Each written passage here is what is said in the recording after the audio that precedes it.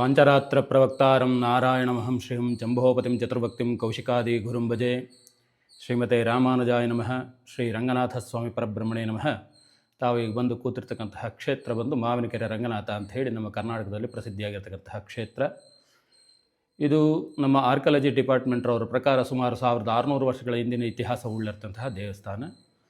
ಸ್ವಯಂಭೂ ಮೂರ್ತಿ ಶ್ರೀ ರಂಗನಾಥ ಸ್ವಾಮಿರವರು ಈ ಗರ್ಭಗೃಹವನ್ನು ಗುಹೆಯಲ್ಲಿ ಸ್ವಯಂ ಉದ್ಭವರಾಗಿದ್ದಾರೆ.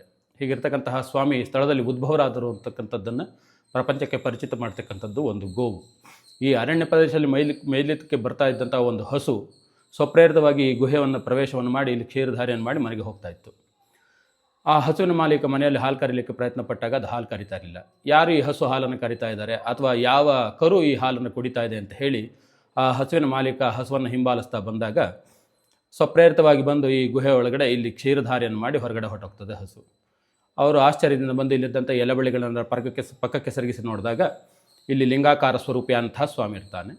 ನನ್ನ ಕುಲದೈವ ನಂಜುಂಡೇಶ್ವರ ಈ ಸ್ಥಳದಲ್ಲಿ ಉದ್ಭವನಾಗಿದ್ದಾನೆ ಅಂತ ಹೇಳಿ ಬಹಳ ಆನಂದದಿಂದ ಶುದ್ಧೋದಕ ಸ್ನಾನ ಮಾಡಿ ವಿಭೂತಿ ಧಾರಣೆ ಮಾಡಿ ಬಿಲ್ವಪದಿಂದ ಅರ್ಚನೆ ಮಾಡಲಿಕ್ಕೆ ಪ್ರಾರಂಭ ಮಾಡ್ತಾರೆ. ಅಂದಿನಿಂದ ಆ ಹಸು ಮನೆಯಲ್ಲಿ ನಿರರ್ಗಳವಾಗಿ ಹಾಲು ಕರೀಲಿಕ್ಕೆ ಪ್ರಾರಂಭ ಮಾಡ್ತದೆ. ಈ ದೇವಾಲಯದ ಪೂರ್ವ ಪರಂಪರೆ ಅರ್ಚಕರು ಬಂದು ತಮಿಳುನಾಡಿನ ತಿರುಚಿ ಅಥವಾ ಶ್ರೀರಂಗಂ ಮೂಲದವರು. ಅವರು ಮೇಲುಕೋಟೆಯ ಚೆಲುವನಾರಾಯಣ ಹಾಗೂ ಯೋಗ ನರಸಿಂಹನನ್ನು ದರ್ಶನ ಮಾಡಿ ಉಡುಪಿ ಕೃಷ್ಣನನ್ನು ದರ್ಶನ ಮಾಡಬೇಕು ಅಂತೇಳಿ ಹೋಗ್ತಾ ಇದ್ದಂತಹ ಸಮಯದಲ್ಲಿ ಸಂಧ್ಯಾವಂದನಾ ಸಮಯ ಆಗ್ತದೆ. ಆ ಸಮಯದಲ್ಲಿ ಏನು ಮಾಡ್ತಾರೆ, ಕೆಳಗಡೆ ದೇವರ ಕಟ್ಟೆ ಅಂತ ಹೇಳಿ ಕಲ್ಯಾಣಿಯಲ್ಲಿ ಸ್ನಾನ ಸಂಧ್ಯಾವಂದನನ್ನು ಮಾಡಿ ಪ್ರಸಾದಕ್ಕೆ ಅಂತೇಳಿ ಒಲೆಯನ್ನು ಹಚ್ಚುತ್ತಾರೆ. ಎಷ್ಟೊತ್ತು ಉರಿ ಹಾಕಿದ್ರೂ ಕೂಡ ಆ ನೀರು ಕೂಡ ಬಿಸಿ ಆಗಲಿಕ್ಕಿಲ್ಲ. ನಡೆದ ಆಯಾಸದಲ್ಲಿ ಆ ವೃದ್ಧ ದಂಪತಿಗಳು ಹಾಗೆ ನಿದ್ದೆಯನ್ನು ಮಾಡ್ತಾರೆ. ಅವರಿಗೆ ಸ್ವಪ್ನದಲ್ಲಿ ಗೋಚರ ಆಗ್ತದೆ, ನಾನು ಈ ಪರ್ವತ ಪ್ರದೇಶದಲ್ಲಿ ರಂಗನಾಥನಾಗಿ ಉದ್ಭವನಾಗಿದ್ದೇನೆ, ನನ್ನನ್ನು ಪೂಜೆ ಮಾಡ್ತಾ ನೀವು ಇಲ್ಲೇ ಇರಬೇಕು ಅನ್ನೋ ರೀತಿಯಲ್ಲಿ ಅವರಿಗೆ ಸ್ವಪ್ನದಲ್ಲಿ ಗೋಚರ ಆಗುತ್ತೆ. ಆ ವೃದ್ಧ ದಂಪತಿಗಳ ಆಶ್ಚರ್ಯದಿಂದ ಎದ್ದು ಇಲ್ಲಿರ್ತಕ್ಕಂಥ ಪರ್ವತವನ್ನೆಲ್ಲ 2-3 ಪ್ರದಕ್ಷಿಣೆ ಮಾಡಿ ನೋಡ್ತಾರೆ. ಎಲ್ಲೂ ಒಂದು ದೇವಾಲಯವೂ ಇಲ್ಲ, ದೇವತಾ ಮೂರ್ತಿಯೂ ಇಲ್ಲ. ಈ ಗುಹೆ ಒಳಗಡೆ ಬಂದಾಗ ಅವರಿಗೆ ಮನಸ್ಸಿಗೆ ಸಮಾಧಾನ ಮತ್ತು ಶಾಂತಿ ಆಗ್ತದೆ. ಆದರೆ ಇಲ್ಲಿ ಲಿಂಗಾಕಾರ ಸ್ವರೂಪಿಯಾದಂತಹ ಸ್ವಾಮಿ ಇದ್ದಾನೆ, ವಿಭೂತಿ ಧಾರಣೆ ಮಾಡಿ ಬಿಲ್ವಪತ್ರೆಯಿಂದ ಅರ್ಚನೆ ಆಗಿದೆ. ಇಡೀ ಪರ್ವತವನ್ನೆಲ್ಲ 2-3 ಪ್ರದಕ್ಷಿಣೆ ಮಾಡಿದ್ದೀನಪ್ಪ, ನನಗೆಲ್ಲೂ ದೇವಾಲಯ ಆಗಲಿ ದೇವತಾ ಮೂರ್ತಿ ಆಗಲಿ ನನಗೆ ಗೋಚರವಾಗಿಲ್ಲ. ನೀನೇ ರಂಗನಾಥ ಅಂತ ಹೇಳಿ ನಾನು ನಂಬಿದ್ದೇನೆ.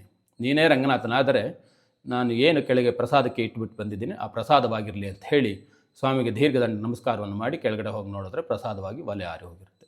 ಆ ವೃದ್ಧ ದಂಪತಿಗಳು ಕೂಡ ಸೂರ್ಯೋದಯ ಸಮಯದಲ್ಲಿ ಬಂದು ಶುದ್ಧೋದಕ ಸ್ನಾನವನ್ನು ಮಾಡಿಸಿ ಸ್ವಾಮಿಗೆ ಊರ್ಧ್ವಪುಂಡ ಧಾರಣೆ ಮಾಡಿ ತುಳಸಿಯಿಂದ ಅರ್ಚನೆ ಮಾಡ್ತಾರೆ. ಹಸುವಿನ ಮಾಲೀಕ ಮಾಧ್ಯಾಹ್ನಿಕದಲ್ಲಿ ಬರೋದು, ಶುದ್ಧೋದಕ ಸ್ನಾನ ಮಾಡೋದು, ವಿಭೂತಿ ಧಾರಣೆ ಮಾಡಿ ಬಿಲ್ವಪತ್ರೆಯಿಂದ ಅರ್ಚನೆ ಮಾಡ್ತಕ್ಕಂಥದ್ದು.